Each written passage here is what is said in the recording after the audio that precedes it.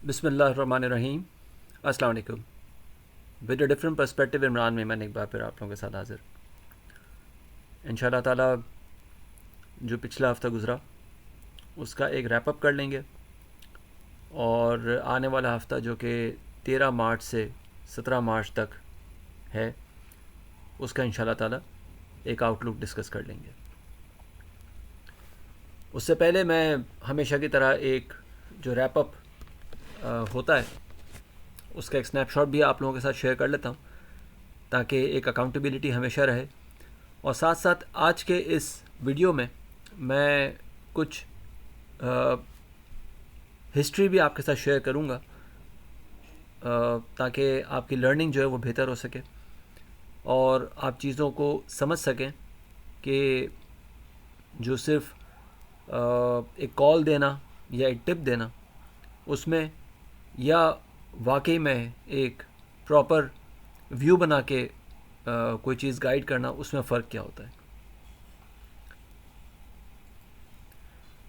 ये हमारा अगर आप देख रहे हो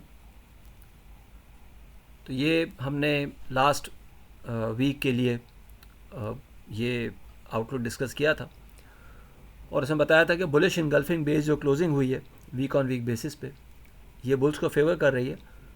41,800 से 42,250 की जो रेंज है वो दोबारा से सेलिंग ट्रिगर कर सकती है। इसको पूरा हमने डिस्कस किया था, तो थोड़ा सा मैं जूम भी कर लेता हूँ कि जो वीक हमने बुलिश इनगल्फिंग के साथ देखा है उसमें नज़र आ रहा है कि 41,510 से 41,800 तक मार्केट जो है वो जा सकती है, जबकि जो top for the week expected है वो 41,970 से 42,250 तक की नज़र आ रही है। साथ में हमने बताया था कि अगर शुरू के 2 सेशंस में इंडेक्स 41,800 के आसपास जाता है या 4050 के पास भी जाता है तो वो एक हाइपर मूव के तौर पे नज़र आ सकेगा।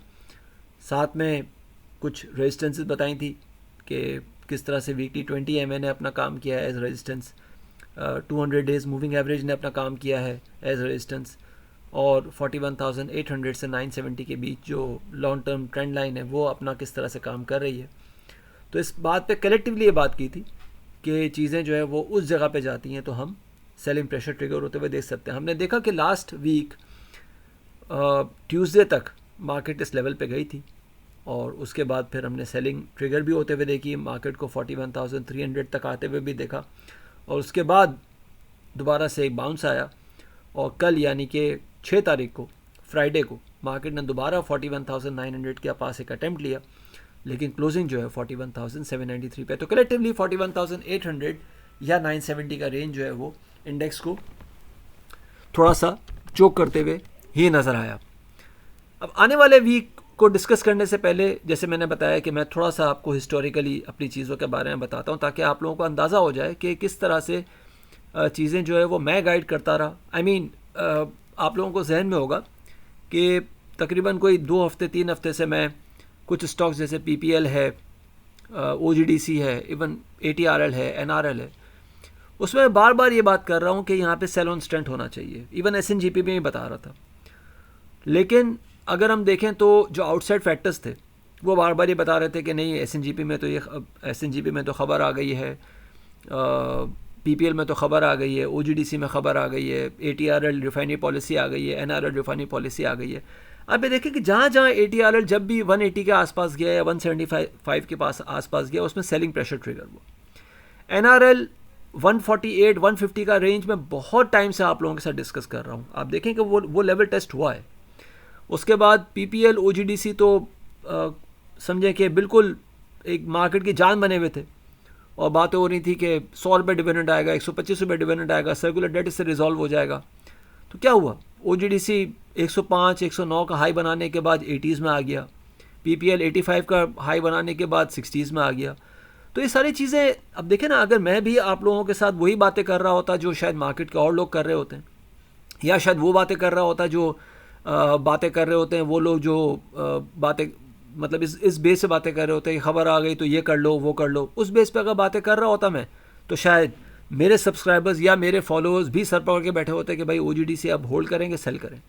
तो ये फ़र्क होता है बेसिकली आपको, जब मैं बात कर रहा होता हूँ कि एक टिप पे काम करने में या टिप को फॉलो करने में या प्रॉपर एनालिसिस को फॉलो करने में क्या फ़र्क होता है। 7 फरवरी 2023 का ये मैसेज है, 10:58 को मैंने भेजा था कि OGDC gets ripen for fresh shorts between 105 and 105.60 and 109। अब यहाँ पे अगर आप देखें तो 7 फरवरी को OGDC ने अभी 105 और 109 का लेवल टेस्ट नहीं किया था। ये OGDC की मैंने, अगर आप यहाँ पे गौर से देखें तो 7 फरवरी को मैंने हाईलाइट करके रखा हुआ है। 7 फरवरी को आप लोग चेक भी कर सकते हैं कि 99.30 का इसने हाई लगाया था और 99.30 पे ही क्लोज किया था। अब मैंने 7 फरवरी को मैसेज किया था कि 105, आपको मैं दोबारा वो मैसेज शेयर करता हूँ, 105 60 रुपये, 105 रुपये 60 पैसे और 109 के बीच में इसमें अग्रेसिव सेलिंग हम देख सकते हैं। ये राइपन फॉर शॉर्ट्स होगा। तो आप देखें कि 7 फरवरी को तो ये वो लेवल पे आया ही नहीं था।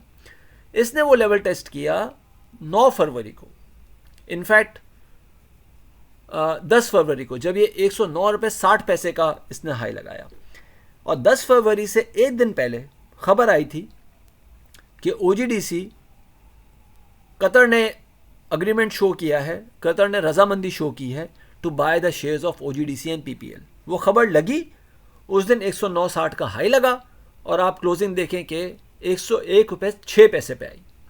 यानी कि it was the first day for OGDC जब उसने एक नेगेटिव क्लोजिंग की थी और उससे पहले 4 दिन तक OGDC बल्ले बल्ले के मूड में था। और उस दिन जब नेगेटिव क्लोजिंग हुई तो 38.7 मिलियन शेयर्स का काम हुआ, the highest intraday volume since May 2021। मई 2021 के बाद हाईएस्ट इंट्राडे वॉल्यूम उस जगह पे ट्रेड हुआ। क्या साबित होता है कि जब हाई पे वॉल्यूम आए इट मींस अग्रेसिव डिस्ट्रीब्यूशन हो रहा है। अदरवाइज वॉल्यूम लो से स्टार्ट हो जाता ना, लो से तो वॉल्यूम आ नहीं रहा था। इसका मतलब क्या हुआ कि खबर को देख के या लोग उन चीज़ों को देख के मार्केट में आए लेने के लिए और उनको पूरी तरह से डम किया गया कि भाई संभालो माल हमारा। उसके बाद OGDC 100 रुपये के ऊपर कभी नहीं आया और जनाब OGDC ने 1 मार्च 2023 को 79.40 का लो लगा दिया। हिसाब लगा लें आप कि कितना % वो लो हो गया। और अब तक OGDC 90 रुपीज़ के ऊपर दोबारा नहीं आ सका। ठीक है ना जी। तो ये बड़ा इंपॉर्टेंट होता है बताना कि आपको टिप को फॉलो करके काम करना है या एक प्रॉपर एनालिसिस को फॉलो करके काम करना है। अगेन मैंने 7 फरवरी को ये मैसेज दिया था कि 105 रुपये 60 पैसे या 109 के आसपास वो एग्रेसिव शॉर्ट्स के लिए तैयार हो जाएगा। ठीक है ना जी। तो आप ये खुद देख लें कि प्रूफ आपके सामने। दूसरा 28 फरवरी को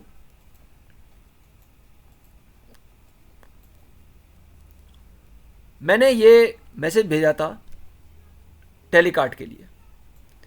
और टेलीकार्ड के लिए जो मैंने मैसेज भेजा था अपने क्लाइंट्स को, उसमें ये लिखा था कि इस वक्त ये 6 रुपये 15 पैसे पे ट्रेड कर रहा है। 5 रुपये का स्टॉप रख के आप 7.5 रुपये तक की एक स्लो मूव हो सकती है, उसको टारगेट कर सकते हैं। और स्पीडी मूव 7.5 के बाद हम 8 रुपये 70 पैसे तक रूल आउट नहीं कर सकते। ये 8 फरवरी को मैंने मैसेज भेजा था। तब तक आप ये नोट करें कि टेलीकार्ड में किसी को कुछ नहीं पता था कि क्या है क्या नहीं है। अब हर कोई टेलीकार्ड के पीछे बातें कर रहा है, हर कोई टेलीकार्ड के पीछे पड़ा हुआ है। It is now the volume leader stock.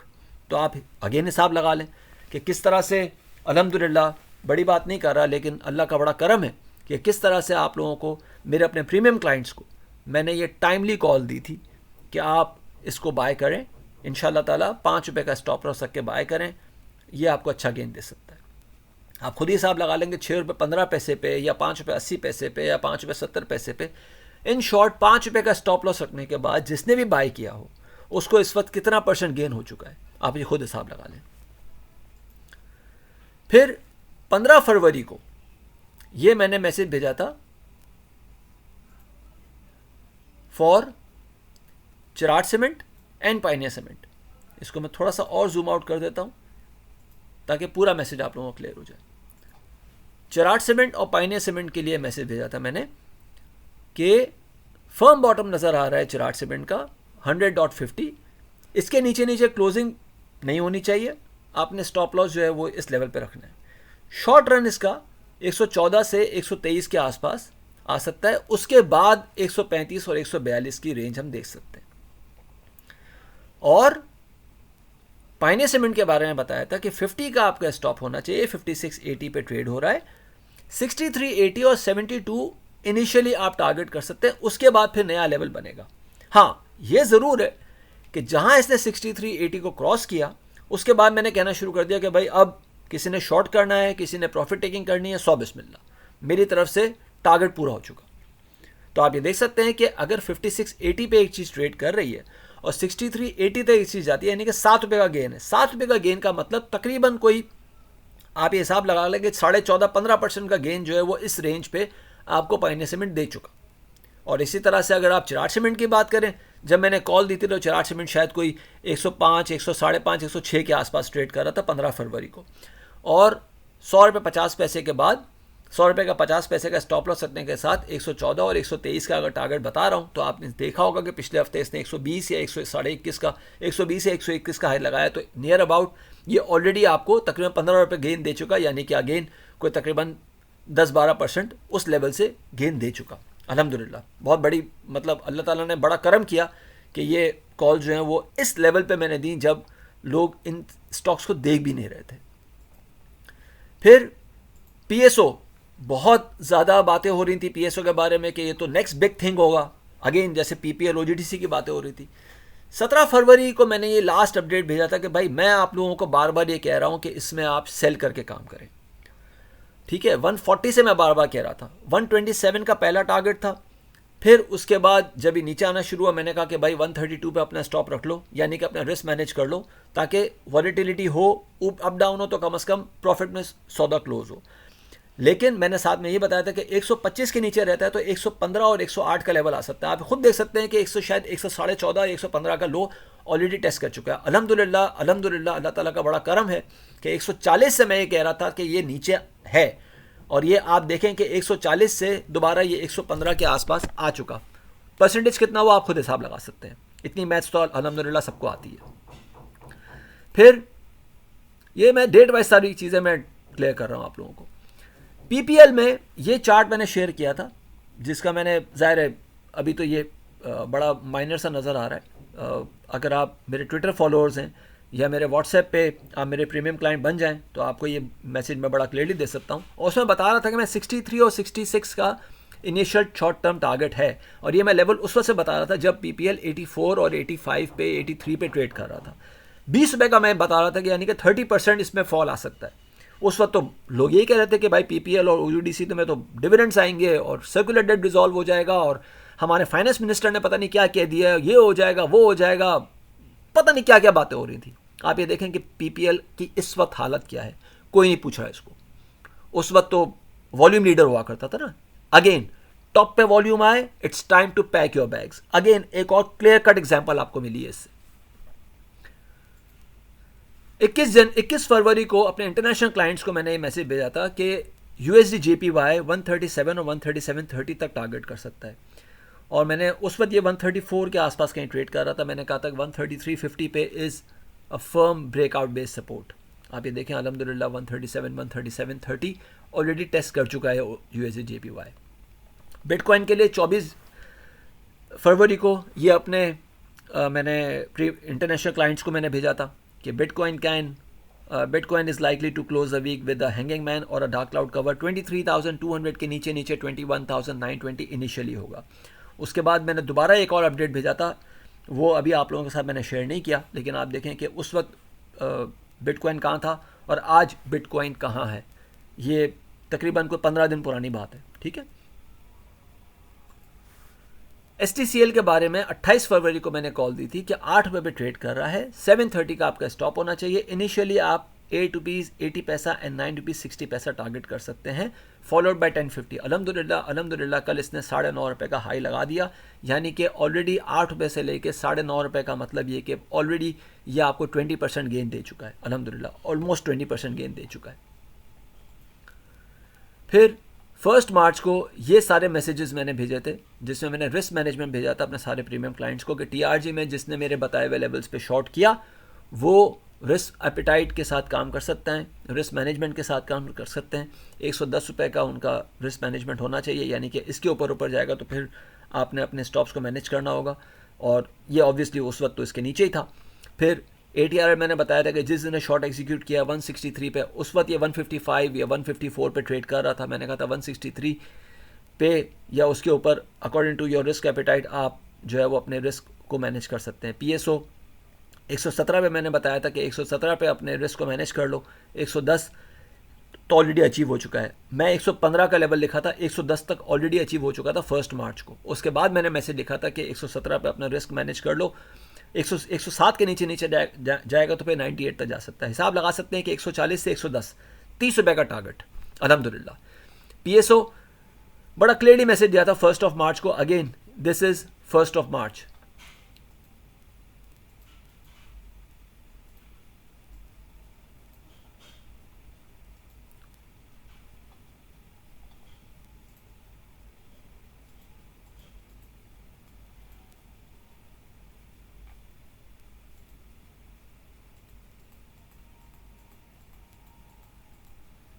आप ये देख सकते हैं, थोड़ा सा कट रहा है इसमें स्क्रीन, लेकिन 1 मार्च 2023 इज़ द लेवल जो कि मैंने गाइड किया था। और उसके बाद फिर आप देखें कि PPL 65 पे मैंने बताया था कि अपने रिस्क मैनेजमेंट को ट्रेल कर लें। 58 के नीचे जाता तो 49 तक आ सकता है। अल्हम्दुलिल्लाह PPL ने शायद 60 का उस दिन लो टेस्ट किया था। OGDC जो मैंने बताया था कि भाई जो लोग मेरे बताए हुए लेवल्स पे शॉर्ट कर चुके हैं वो अपने रिस्क मैनेजमेंट करें 85 पे। 85 से ऊपर जाए तो आप अपनी शॉर्ट्स को क्लोज कर सकते हैं, और 78 के नीचे जाएगा तो 72 और 68 तक भी जा सकता है। अल्हम्दुलिल्लाह आप ये देखेंगे कितना प्रिसाइसली मैंने अपने क्लाइंट्स को जो है वो गाइड किया और किस तरह से उसके रिजल्ट्स आए, चाहे वो बाइंग हो चाहे सेलिंग हो। फिर सिल्वर में अपने इंटरनेशनल क्लाइंट्स के साथ ये कॉल मैंने शेयर की थी 2 मार्च को कि ये 2090 पे ट्रेड कर रहा है। Sell between 2090 and 2145, your stop loss should be 2170, initial target should be 1985 and 1935। It tested exactly 1935 2 days ago, और अल्हम्दुलिल्लाह it gave a lot of gains to my premium clients. Dow Jones के लिए last Thursday ये message मैंने किया था, is likely to test 32,595 and 32,410, 32,840 and 32,960 is the level that can irritate the recovery. Sell on strength. On Thursday, I gave this message at 7:54 a.m. in the morning, and then I gave another message about Nasdaq that if it closes the week at weekly highs, even उसके chances बहुत कम है, करता भी है तो भी hanging man बनेगा, otherwise Nasdaq is already in a bear cycle right now. And मैं बार बार ये बात कर रहा था कि जो मैं बहुत दिन से अपने क्लाइंट्स को बता रहा था कि 12,100 is the life line and it is now under threat. Breach of this will expose 11,890 and 11,760. We have seen that yesterday it made a low of somewhere 11,900 or maybe 11,880. साथ में मैंने ये बताया था कि 12,280 से 12,350 के पे ऊपर इसमें स्ट्रॉन्ग कंजेशन है. Again the same message at 801 on 1st March on last Thursday, and I gave the sell call in Nasdaq futures also. In Nikkei futures I gave a sell call जब ये 28,335 पे trade कर रहा था. I gave a sell at 28,335 and 28,480 range. I gave the first downside at 28,180 followed by 27,980. What happened? You are the witness of that. हाँ, ये ज़रूर है कि कुछ स्टॉप्स भी हिट होते हैं, ज़ाहिर है उसमें कोई शर्म की बात नहीं है. आप जब अपने जब टारगेट्स शेयर कर रहे होते हैं तो स्टॉप लॉस भी आपको उसी इंकरेजमेंट के साथ शेयर करने चाहिए. And this was the call for euro USD. Same date last Thursday 809 पे मैसेज भेजा था कि भाई इसमें एक थिन रेंज एक्सपेक्टेड है. हाँ, इंट्राडे रेजिस्टेंस 1.055 पे है. It can test 1.38. It did not happen और ये 1.06 के ऊपर चला गया. This call went wrong. ठीक है, नथिंग लाइक इट. 4 में से अगर 3 कॉल गलत हो गई तो मेरे ख्याल से इसमें कोई नुकसान वाली बात नहीं है. ठीक है. अच्छा, साथ में लास्ट थर्सडे को ही FFBL की मैंने कॉल दी थी कि इसकी लाइफ लाइन सपोर्ट जो है इस वक्त ये ट्रेड कर रहा है 1255 और 1260 के आसपास. 1170 is the life line support. You can buy with the stop at 1160, यानी कि तकरीबन कोई 95 पैसे का मैंने बताया था कि इसमें आपको स्टॉप रखना होगा अगर आप इस लेवल पर बाय करते हैं तो. And the initial upside should be 1355 and 1420. अल्हम्दुलिल्लाह yesterday it opened at cap. Yesterday, ये मैंने लास्ट थर्सडे मैसेज भेजा था, कल यानी कि फ्राइडे को इट ओपनड एट कैप और अल्हम्दुलिल्लाह जो पहला टारगेट था वो ऑलरेडी अचीव हो चुका है. अब जो आने वाला हफ्ता है उसको अगर बात कर लें तो 41,480 के ऊपर क्लोजिंग होना अगेन एक बुल्स के लिए इंकरेजमेंट है. लेकिन जो कंजेशन है वो अभी भी बरकरार है और वो 41,970 से 42,350 ये रेंज है जो कंजेशन अभी भी दिखा रही है. तो ये अभी भी एक कॉशियस अप्रोच की तरफ ही इशारा कर रही है. स्पेशली अगर हम देखें तो दूसरी तरफ देखें तो हमने छोटे स्टॉक्स में यानी कि पेनी स्टॉक्स में काम होते हुए देख लिया है, which is another sign, another signal कि यहाँ से चीज़ें जो है वो डाउन साइड पे आ सकती हैं. इसलिए अगेन मैं तो यही कहूँगा कि सेलेक्टिव काम करें. जिस तरह अल्हम्दुलिल्लाह मैंने चढ़ती हुई मार्केट में PPL, OGDC इस तरह के स्टॉक्स में आप लोगों को शॉर्ट बताया ना. हाँ, लेकिन जो गिरती हुई मार्केट में टेलीकार्ड और आप ये देख सकते हैं कि STCL और इसी तरह से अभी FFBL इस तरह के स्टॉक्स मैंने बाय भी बताए. तो आप ये देख सकते हैं कि अगेन एक टिप वाले काम में और एक एनालिसिस वाले काम में क्या फ़र्क है. तो आने वाले हफ्ते के लिए अगर हम बात करें तो जनाब 41,930 से 970 की रेंज हम देख सकते हैं. और जो एक्सपेक्टेड टॉप है या final target for this rally है वो 42,240 से 42,350 के बीच नज़र आ रहा है. साथ में कुछ विजिबल रेजिस्टेंसेस हैं जो मैंने यहाँ पे डिस्कस किए हैं. पहले तो मंथली रेजिस्टेंस लेवल 1 है 41,940 पे. सेकंड वीकली 50 EMA है 41,998 पे. इसकी इम्पॉर्टेंस इसलिए है कि अप्रैल 2022 से लेके अब तक कोई भी एक हफ़्ता इंडेक्स ने इसके ऊपर क्लोज नहीं किया. साथ में जो थर्ड बड़ा इंडिकेटर है वो मंथली 30 मूविंग एवरेज है, मंथली 30 EMA है. और इसके ऊपर भी अगर हम देखें तो बुल्स मई 2022 से अब तक हमेशा थोड़े से इरिटेट होते रहे. डाउन साइड पे जो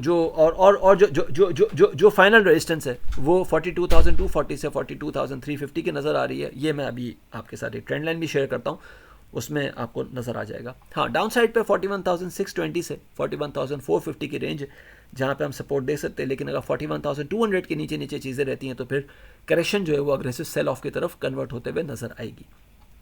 ये जनाब वो ट्रेंड लाइन है जो जून 2021 से अब तक इंडेक्स माँ सिवाय इस हफ्ते के यहाँ पे एक फॉल्स ब्रेकआउट हमने देखा था, लेकिन फिर अगले हफ्ते उसके नीचे ही चीज़ें आ गई. तो इस हफ्ते के अलावा कोई भी हफ्ता इसके ऊपर क्लोज नहीं हो सका.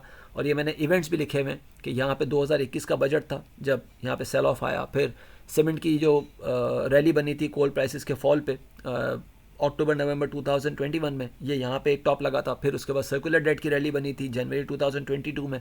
नो कॉन्फिडेंस मोशन आया था अप्रैल 2022 में. अगस्त 2022 में IMF आया था. अक्टूबर 2022 में FATF आया था.